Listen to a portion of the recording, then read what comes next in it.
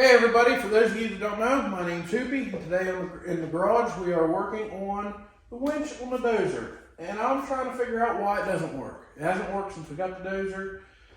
So, the first thing the book wants me to do is remove this little plug right here and put a pressure gauge on it and see what the pressure reading. I went and got me a fancy schmancy hydraulic gauge there. And we're going to screw it in right there and see if we get a good reading or not. And then after we do that, this cover's coming off. All right, so I'm gonna start the dozer and let it warm up for a second. I'm gonna rev it up and then we're gonna see what that PSI right there reads.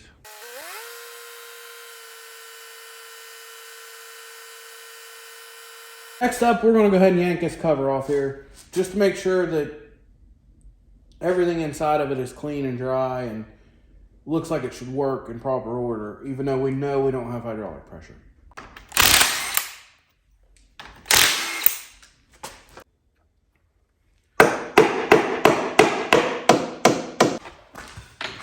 There we go, we got her opening up now. Wow, that thing is glued on there. Oh, that's a bad sign. There ain't supposed to be no oil over here.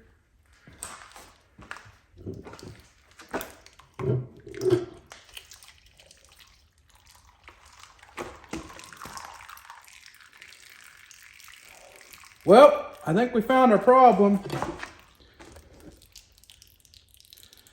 That's not supposed to be there.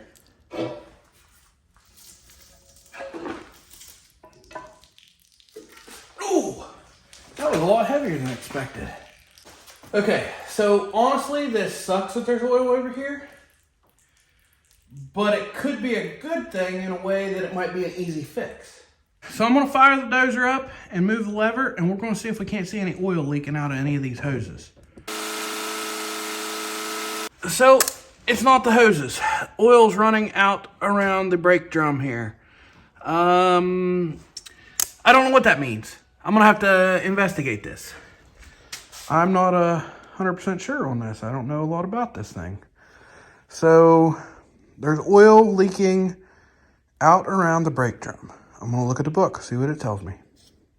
So I opened up the old book here, and right here it says leakage checks. Brake piston, seals, and clutch pressure plate. Remove left quill from winch housing if oil is found behind the quill. The brake piston or clutch pressure plate is leaking and should be replaced. So I know it's not the brake piston because it didn't even move or nothing, and it was coming from behind that clutch. Well, the drum, clutch, everything. So to remove this, it looked fairly simple to me. I just basically got to unhook this hydraulic hose, and it says relieve the spring brake tension on the springs by twisting it in and adjusting it and loosening it. After studying in that book just a little bit more, I should be able to leave this drum/clutch housing here and just pull this cover and get everything from the inside of it.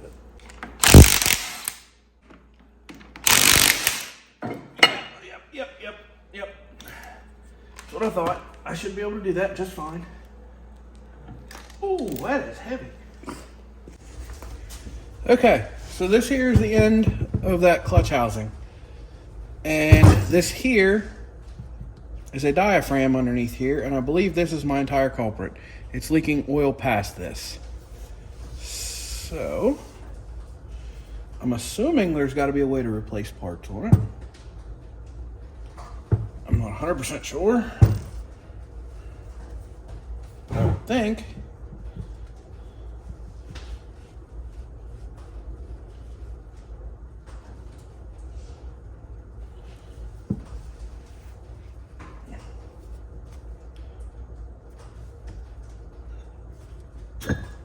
There we go. There's supposed to be a seal around here, and it's gone. Completely gone. Around here, there should be a seal of some kind that looks like it's completely deteriorated, that this piston sits in and seals up against. And that's my issue, I'm assuming. That's what it looks like anyhow, for sure. This is what swells out and pushes those clutches to engage them to make this thing start spinning. And yeah, right here, she's leaking past this. So let's look in the book and see if we can't find some seals. So on this seal here, I looked it up. It's only like 16 bucks. You can buy it still.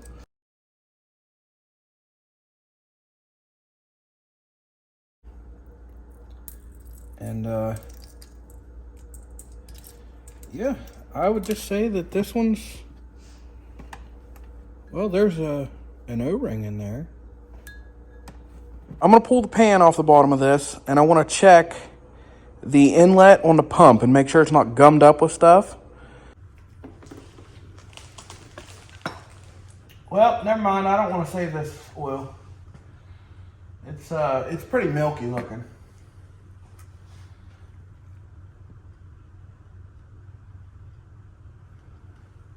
It's got some goo in it.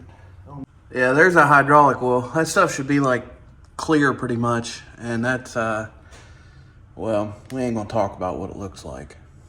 So I'm gonna let that drain, and we'll pull the bottom cover off and look at the pump.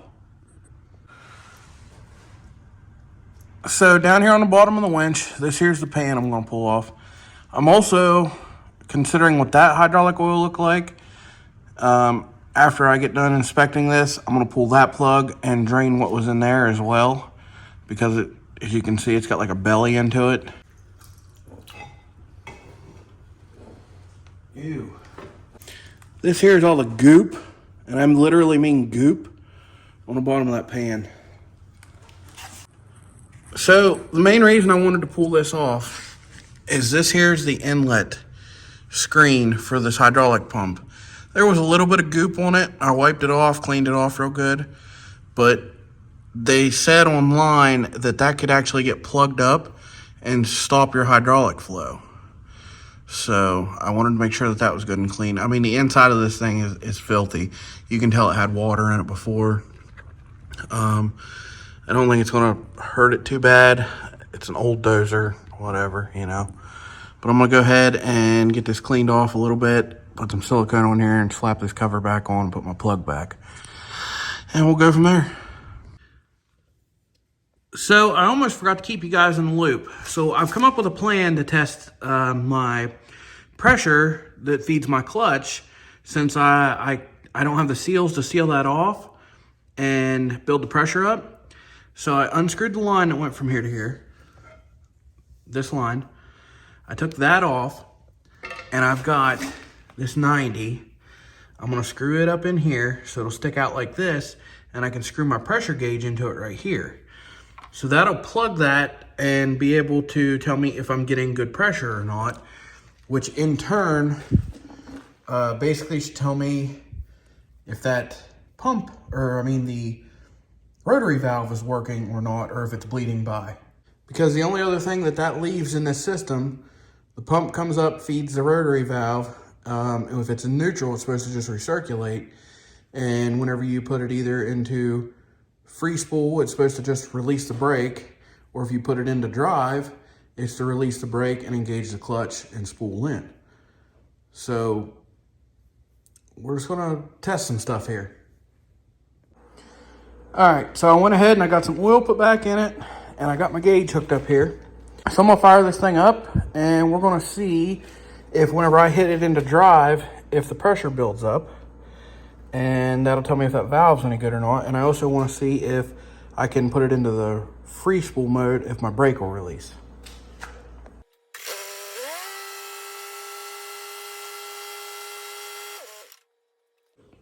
All right, well, as you can see from that footage, nothing moved, nothing did anything.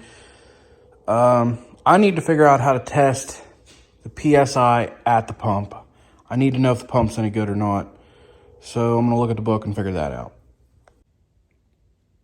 So in the book here, under low pressure indicates the relief valve is out of adjustment, winch pump is faulty or damaged, or oil is leaking past the control valve, brake piston, or clutch pressure plate. Well, we know the clutch pressure plate was leaking, so I plugged that off with a gauge. That stopped that clearly. So it says the relief valve is out of adjustment, and I'm wondering about this. So your relief valve is located on your winch control valve. It's this thing over here. And it doesn't say whether or not in or out is to raise or lower. So I'm gonna go back here and see what I can find. Okay, so back here on this thing, this was the cap on there. I went ahead and pulled it off. Underneath here, man, this is gonna be tough. Underneath here, see that little screw? That's your screw. Well, there's your jam nut. And this jam nut, it was already loose. So, I'm gonna assume to raise pressure, you would turn that in because it would probably pinch a hole closed to build the pressure. So I don't know. I'm gonna leave that gauge right there, and I'm gonna try it. I'm gonna twist that screw down some. We're gonna start it up and see if I gain any kind of pressure at all out of this. Maybe my issue's right there. All right, I turned that screw in 3 or 4 turns. I'm gonna fire the dozer up. I'm gonna rev it up, put it in the winch into gear, and just see if anything, see if that needle even moves. Okay, in that video footage, you could see it at least came up to, I don't know, 50 PSI. Just for fun, I went ahead and cut the top off this filter. And you see all that white gunk? How this filter's brown? And you see that big bunch of slime on there? Yeah, that probably wasn't helping matters. The filter was doing its job. So after doing some reading online last night, I figured out that filter couldn't have been the problem either because it's on the return line. So that ruled that clear out. Made a few phone calls, and 2 of the places that I called, one is a farm equipment dealer that does a lot of stuff with these dozers. And he told me that 9 times out of 10, it's always going to be this valve over the pump. Pumps hardly ever go bad. But whenever I told him that I had 0 PSI before cleaning that screen, and I only had 50 afterwards, he told me that more than likely that pump got starved and the pump would probably be my culprit there. But the only way to find out is to remove the pump to check it. The other place I called is a place that sells this stuff. They sell replacement valves, and they redesigned them. And they also told me the same thing. 9 times out of 10, it's going to be this valve. But they didn't tell me. And I asked both of them, how can I tell if it's a pump or this valve? And there's no way to defer those two. It's like a guessing game. So, but what he told me was, even with a bad valve, I should have had 200 or 300 pounds of pressure, basically. He said he's even seen bad pumps still pump 300 and 400 pounds of pressure, and I've got 50. So that's telling me my pump is probably bad, and knowing my luck, the valve is too. So that's why I've got 50. So I'm gonna try to get the pump out of here and check it out. So the guy that I talked to about this, he told me removing the pump is kind of a pain in the ass, because he was telling me about pulling the right side of the winch cover off and stuff to get into some of this stuff. This book is making this sound like it should be pretty easy. So we're going to find out. I went ahead and drained my oil, and it was crystal clear like it's supposed to be. Pulled this cover off, and this screen under here, it's still clean as a whistle. So we know that those weren't my issues, but I do know that the reason I didn't get 50 PSI the first time was because that screen was clogged. So, according to that book, I got to unhook that fitting right there, and then up in here, I can't really show you right now because it's still dripping. I got to find them bolts up in there and unbolt the pump. And I guess it's that easy. So we're gonna find out. So I just want to note, I really hate that book because it lies. I mean, it lies. So I crawled down underneath there and looked up in there, and there is no way to get those top bolts. I can't even get my finger to touch them, let alone get anything on there to get them off. So this side cover right here, I gotta pull it to then pull the ring gear so we can get to the bolts for that pump. Well, one thing's for sure about this project. It ain't gonna fix itself, and sitting around looking at it hoping it does don't cut it.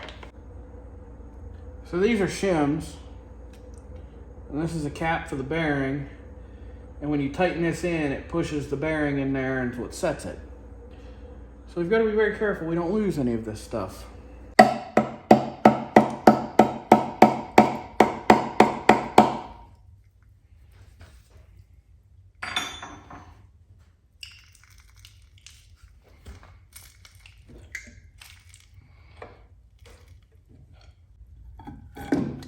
There we go. All right, there's the cover with the bearing race in it.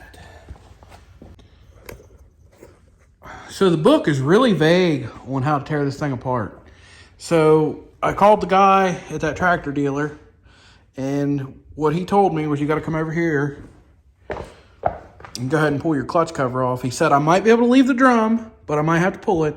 But back here behind the clutches, there should be a snap ring or some kind of ring. I take it off, and I should be able to hit the shaft and knock the shaft out this side. He told me I better get somebody to catch it though, because it'll come flying out of there. Here's this snap ring he was talking about. Well, it's kind of like a snap ring.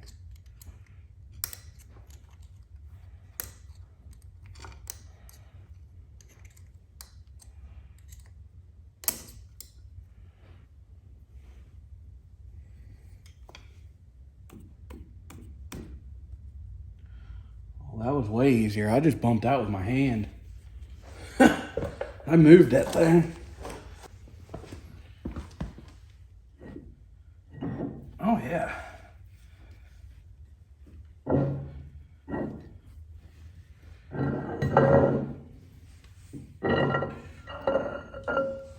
There we go. And just like that, right inside here, looky there, there's them two bolts we need to get to on the pump. All right, let's pull her apart. Wait, I'm sorry, those aren't the two. Back there's the two. I can at least get to them with a ratchet and an extension now. So in order to get that one bottom bolt out, I had to come up here and I had to loosen that nut on this line right here so I can get it out of my way and I can get the wrench on it.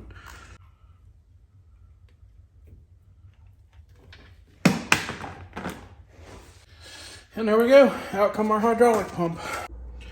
All right, we got our pump up here to the bench, and I think she's toast. Because if I remember right, the one guy I was talking to said I should be able to put my thumb over this, hold it tightly, and spin this pump. Well, it's got an arrow telling you which way it goes. He said that thing should blow my finger off there.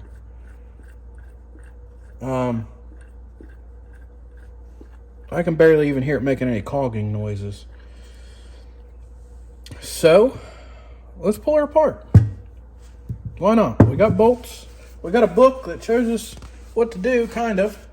It's about half-assed explaining it, but we'll give her a shot. So here's what we got in the book. It shows our little pump and shows us taking the bolts apart, and there's some shafts and some stuff and some O-rings, and well, let's go for it. Ooh. All right then. So I'm gonna guess this pump is bad. It's really tough to see, but if you look right here, see that little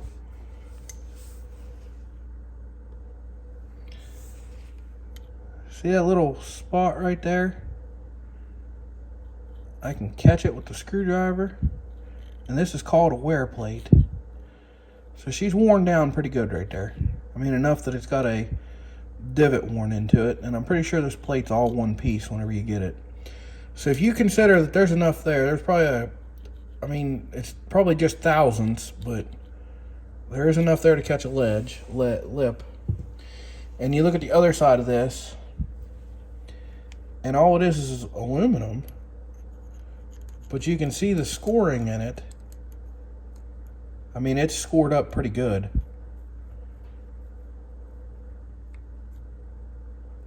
I mean, the screwdriver's digging in. So, I guess the pump is bad. All right, it's a new day here in the shop, and today we're going to go ahead and tear this brake band out of here and these clutches, because we know that they're covered in oil, and they're not supposed to be, because they're dry clutches and brakes. So we're going to get them out of there and get them cleaned up. We already took part of them out whenever we took that apart to get that cross shaft out. So we'll start with getting the rest of these clutches out of here. As far as this brake band goes, we gotta release this jam nut in here, and then spin this, and that'll bring the thing in this way and let that band go down so we can get it unhooked. So after fighting with this thing for the past 30 minutes and bending wrenches and all kinds of stuff to get in here to get this 11/16 nut broke loose, I finally got a 3/4 inch stubby wrench in here on the top one and pulled on it and got it to break loose. So this bottom nut down here, you basically just got to spin it down to give yourself slack, and then you can twist this top one and it will relieve the pressure off these springs and let this down. Looks like it's just a shove-in pin. It's got threads in it, so I put a bolt on it or something and yank on it. All right, move it to her, get her done. So this here is my slide hammer, and this here is actually a little adapter that we made because we didn't have the right one. We made this out of a nut and bolt to pull the final drives on this thing whenever we tore those apart years ago. So this should be the right size. Yeah. Oh, I didn't even need the hammer part. I could have used a bolt, but there's the pin. All right, we should be able to pull that brake band right off there now. So upon looking at this, the only way I can get this band out is to go ahead and undo this line and pull this brake cylinder off here. This way I can spin it down far enough. Otherwise, I'd have to pull the drum. Upon looking at this, it actually might be a little easier to pull the drum. It's just these 6 bolts and the whole drum will come off. Probably gonna be pretty heavy. Might as well go for it, clean everything in here.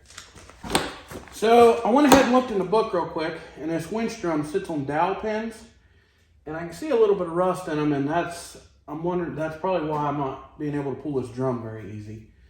I'm gonna try to get something in here and gently pry on it. I don't know what I was thinking. I've got a slide hammer here.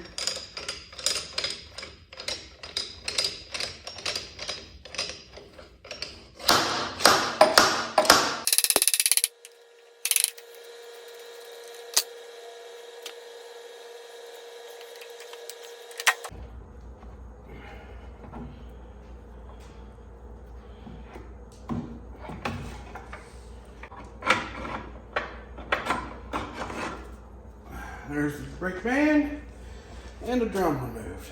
All right. So as far as cleaning this brake band up, I was reading online. A lot of people said don't clean it up with like brake cleaner or something, because it'll actually help the oil soak into this pad, even though I think it's pretty oil soaked myself. But they said actually take the torch and burn it off. They said don't go crazy with it. You know, you don't want to melt your glue loose, but hit it with some flame, keep it moving, and smoke the oil off here. Just to show you my process, I'm just heating this stuff up, letting it burn the oil off. Just keep it moving. Don't want to get everything too hot. I got it on the wood stove just to help me out. Just, you can see the wet spots where the oil comes out, and just go back over it and burn some of it off. I had to open the garage door because she was getting really smoky in here. And every now and again I come over here and I hit this brake band some more. I think it's coming along pretty good though. It's about there, I'd say.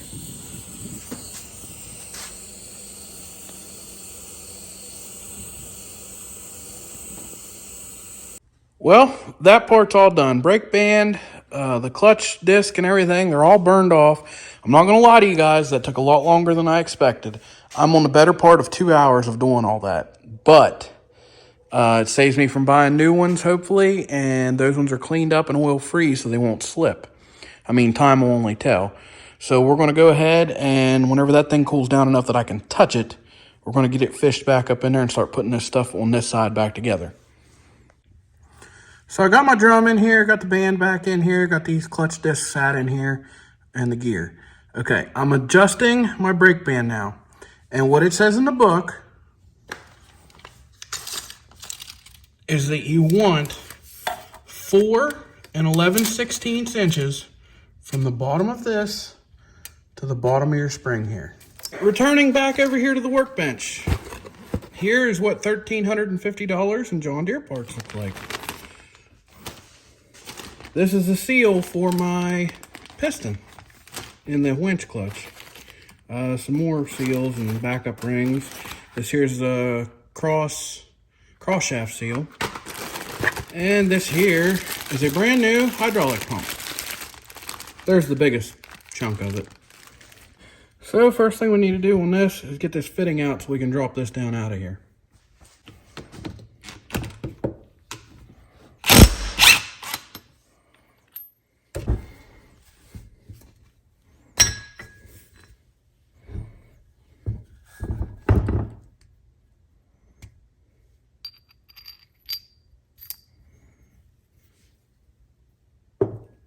And you can see how dried and cracked out all these seals and O-rings are. I mean, we're just picking them out of there.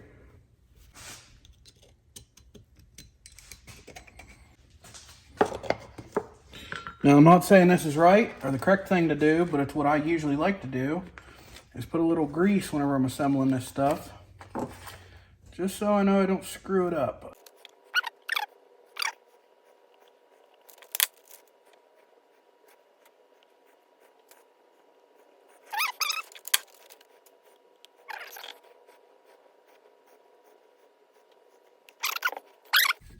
Flip this thing over.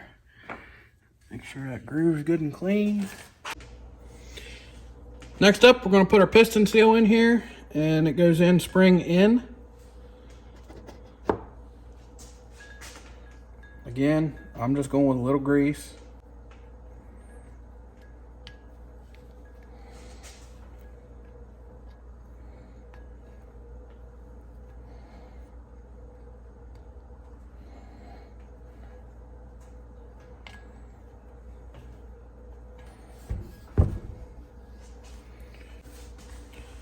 I'm just going to take a little bit of Scotch-Brite and just go around this lightly just to get rid of these marks. Be better than what it was. That ought to do it. I got my grease on there. Help her slide in here a little easier. And this is tapered. Oh, I about messed up big time. Anyhow, this goes in first.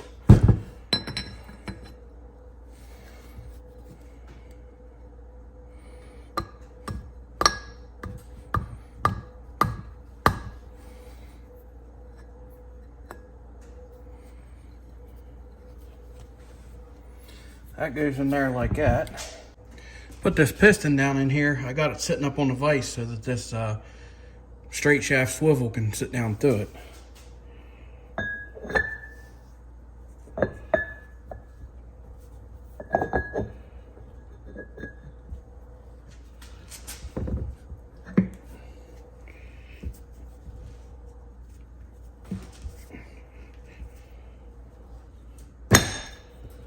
And there, she popped in there. That's what we wanted.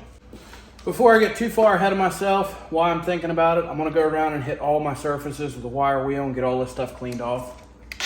And I got all my gasket surfaces cleaned up. And now it's time to put this thing on here.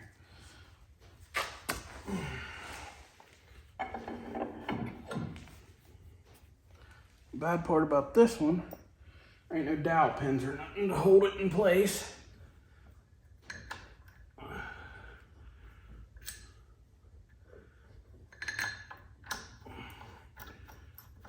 So you gotta line her up and start the bolts while holding it with one hand. This thing probably weighs about, oh, I don't know, 50 or 60 pounds, around about. It ain't hatefully heavy.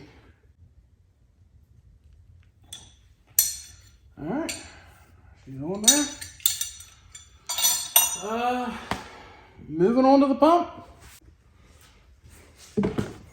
So this here's the old pump that I put back together. I already got the new one because I'm pretty sure this is it. But just to check, I'm going to dump a little bit of oil down here, and I'm supposed to be able to spin this. And it's supposed to blow my finger off of it. And this pump's not supposed to spin freely like this. Like, you should actually have to put a little bit of effort into it. So, just for the heck of it.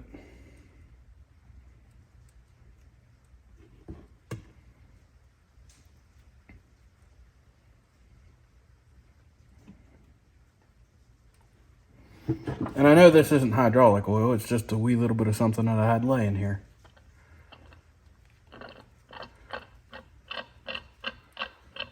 I don't know if you can hear that, but that's the sound of a bad pump. Look at that pretty thing.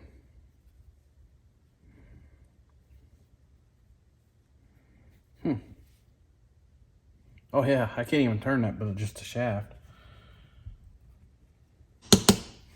Don't want to get too far on there because I got to get it back off to get it in the machine. But I can't even barely turn that pump. All right, so we got to transfer some stuff over to this one. All right, we got our suction hose in there. Pressure hose we'll probably put in once we got it in there because it's easier for me to get this bolt in without it in the way. I'm going to say putting that gear on that shaft with that little keyway in there, that's been the hardest thing I've had to do so far.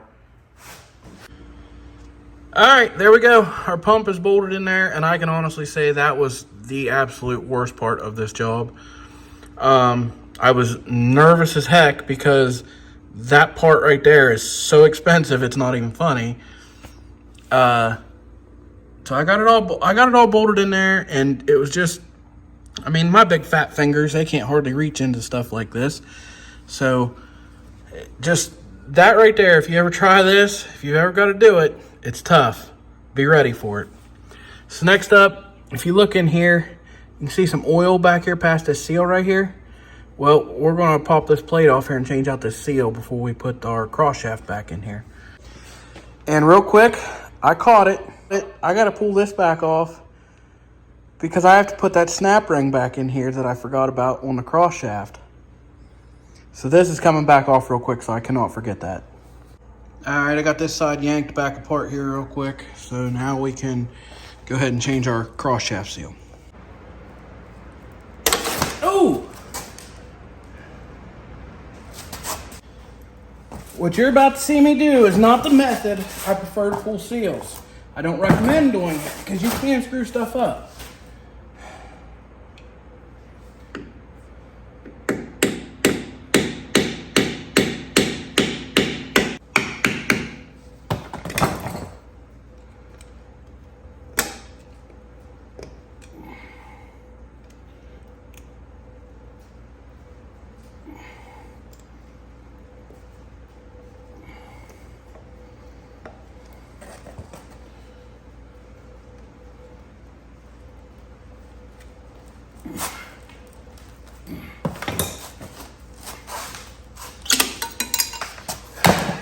There we go.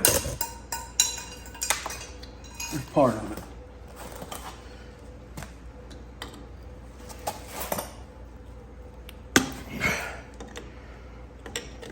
There's the other part.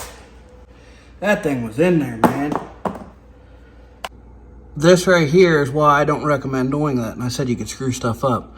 I did put a gouge in there, but I think that seal's wide enough that it'll still seal around there. It'll be all right. So I really need to invest in a seal driver kit And I was going to the other day at Harbor Freight, and then I changed my mind, and I wish I wouldn't have. But, so yeah, I'm gonna try to drive this in here without screwing it up using a big ass socket. And the socket that I have, even though it's the biggest one I have, is just a little bit small. I gotta get that burr off there first.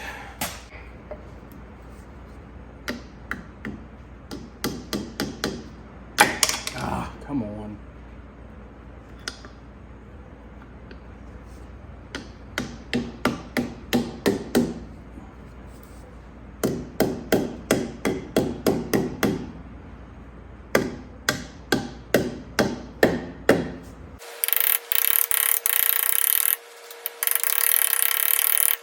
What I try to do is carefully countersink that in there just slightly so that I know I'm back past that score that I put in there. And then my cross shaft also has a little bit of a rough spot right where that old seal was riding, but behind it is clean. So if I can get that back in there just 1/8 of an inch, I'll be on smooth shaft for everything.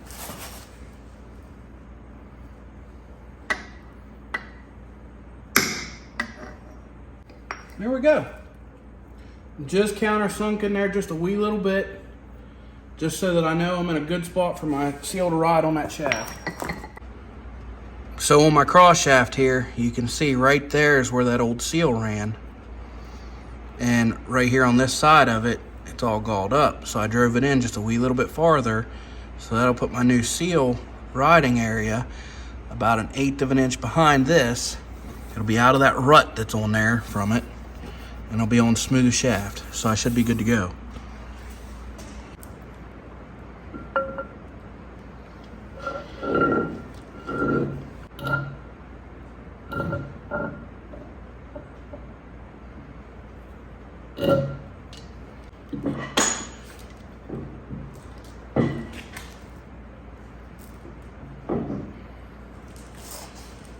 This is tough by yourself. So back over here on the other side, I got something going on. I can't get this thing on here all the way. I don't know what's holding me up.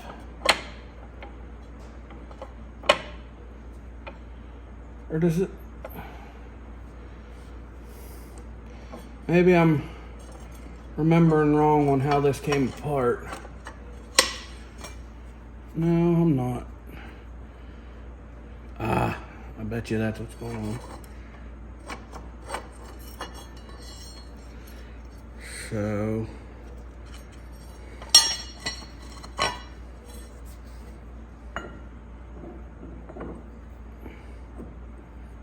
this probably fell out of that back clutch disc. Yep, I couldn't get it all the way in there. All right. I'm gonna put my snap ring on, slide all these clutches back in here, and bolt this back together. I ain't gonna make you watch that. Well, I'm actually glad I tore this apart again for another reason, because I had this plate in backwards. I realized that whenever I was looking at it, that wouldn't have worked to push the piston up against the other side because it's indented. So I got the plate in the right direction now. We're good. So I went ahead and glued my bottom cover back on. I'm gonna go ahead and glue the rest of this cover back on, and I'm gonna let it dry overnight before I put a wheel in here. Well, everybody, it's tomorrow, and today is the day we find out if all of our hard work is paid off, or if we wasted a bunch of money for nothing. So, we're gonna fill her full of oil, and crank the dozer up here, and find out if this stuff works like it's supposed to.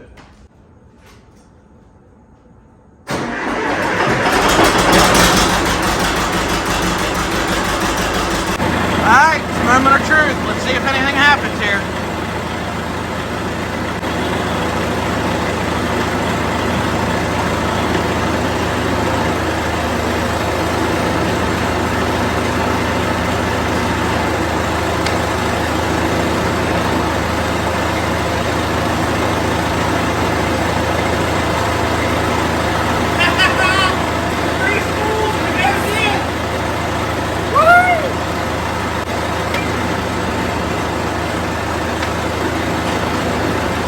Did you see it?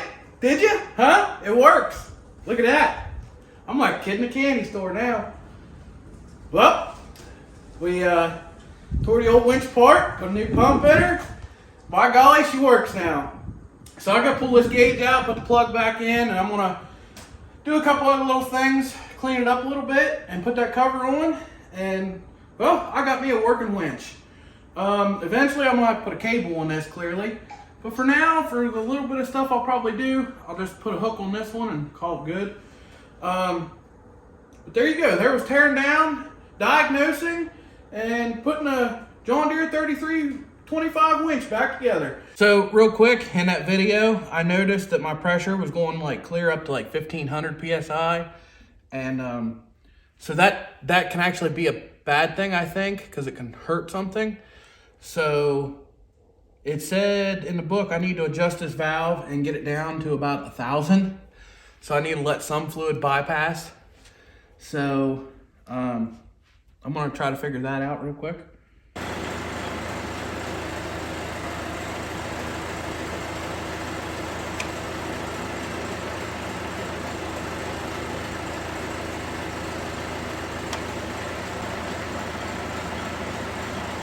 I turned that screw out a few turns, and now we're gonna try it again.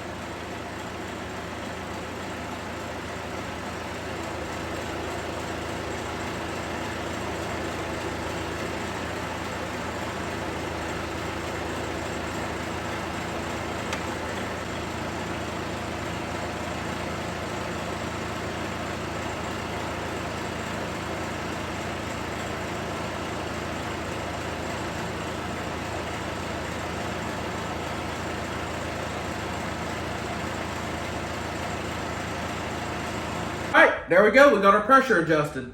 Turning the screw in raises it, turning it out lowers it. Just had to sit there and mess with it for a minute. Got her dialed right in where we need her. She's good to go.